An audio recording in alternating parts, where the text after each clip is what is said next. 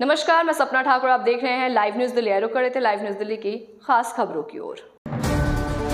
दिल्ली विधानसभा चुनाव से पहले भारतीय जनता पार्टी ने महिलाओं को 2500 रुपए देने की बात कही थी। चुनाव जीतने के बाद दिल्ली सरकार का गठन हो चुका है और मंत्रिमंडल का बंटवारा भी हो चुका है।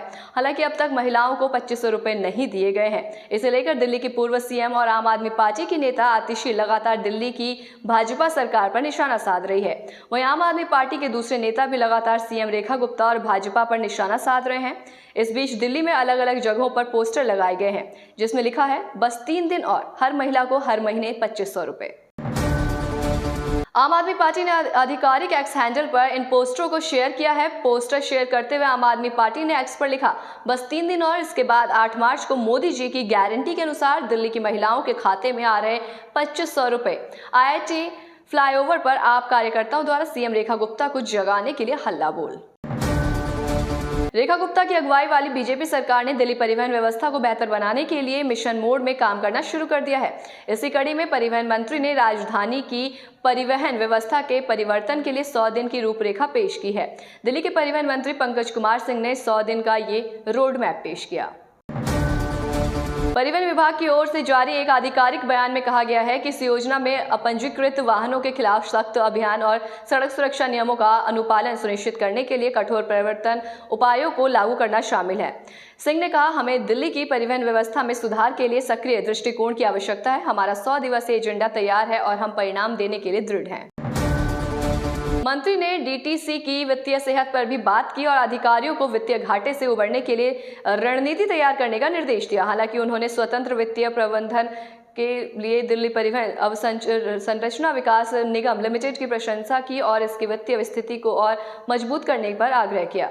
मुकुंदपुर, मौजपुर, आरके आश्रम, जनकपुरी और साथ ही तुगलकाबाद कॉरिडोर सहित मेट्रो विस्तार परियोजनाओं की प्रगति की समीक्षा करते हुए सिंह ने अधिकारियों से मेट्रो संपर्क बढ़ाने के लिए उनके पूरा होने में तेजी लाने का आग्रह किया।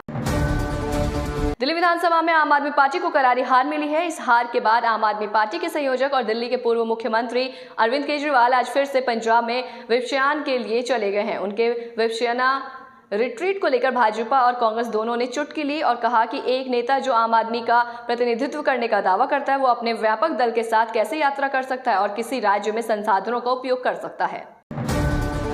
दिल्ली के मंत्री और भाजपा नेता मनजिंदर सिंह सिरसा ने एक्स पर एक पोस्ट में कहा, अरविंद केजरीवाल जो कभी वैगनार में एक आम आदमी होने का दिखावा करते थे, अब बुलेट प्रूफ लैंड क्रूजर 100 से अधिक पंजाब पुलिस कमांडो जैमर और एम्बुलेंस के साथ भव्य काफिले में चलते हैं। विपश्यना के लिए एक वीआईपी महाराज की तरह चलते हैं। अगर वे अपनी शक्ति का प्रदर्शन कर रहे हैं तो चुनाव में जो उनकी परीक्षा थी उसमें वो बुरी तरीके से विफल रहे। दिल्ली पुलिस को एक बड़ी सफलता हाथ लगी। दिल्ली पुलिस की क्राइम ब्रांच ने ऑपरेशन चलाकर एक नक्सली को गिरफ्तार किया। महिला इतनी खतरनाक है कि ये झारखंड पुलिस ने 3 मुठभेड़ कर चुकी है। पुलिस ने बताया कि हमें जानकारी मिली कि एक नक्सली महिला दिल्ली में पहचान बदलकर नौकरी कर रही है। इसके बाद हमने एक ऑपरेशन चलाकर इस नक्सली महिला को गिरफ्तार किया।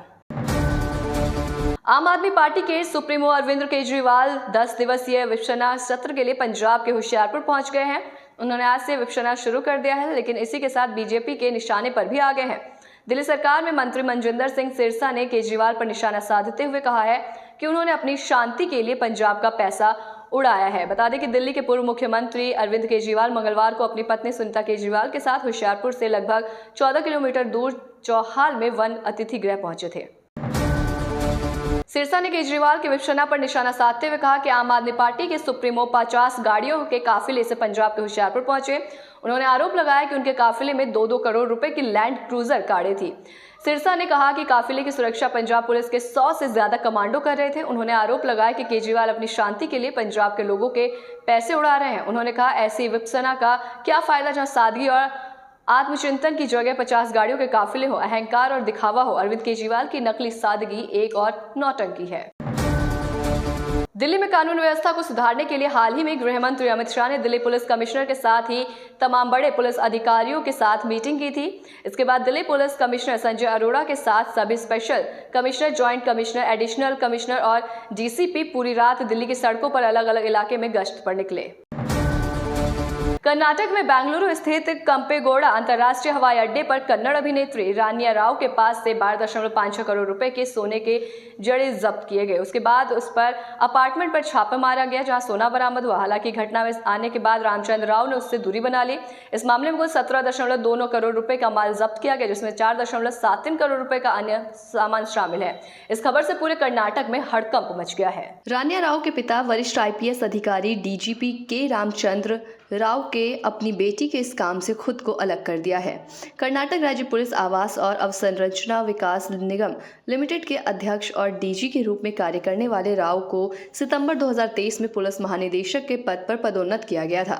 दक्षिणी रेंज के लिए पुलिस महानिरीक्षक यानी कि IGP के रूप में अपने कार्यकाल के दौरान राव का नाम धन की जब्ती को लेकर एक विवाद में सामने आया।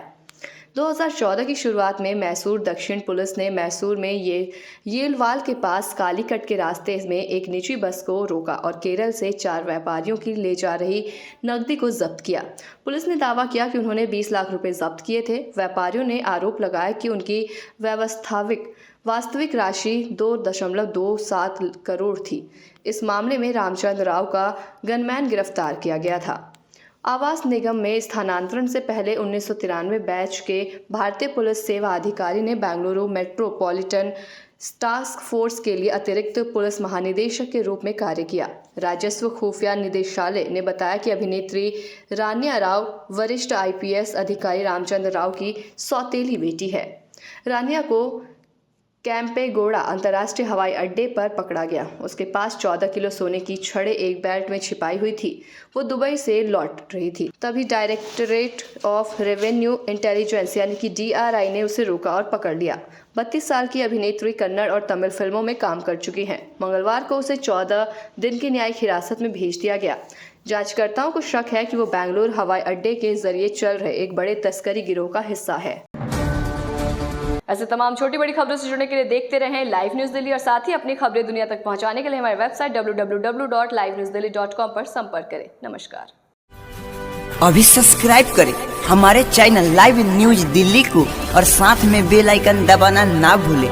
Live news Delhi.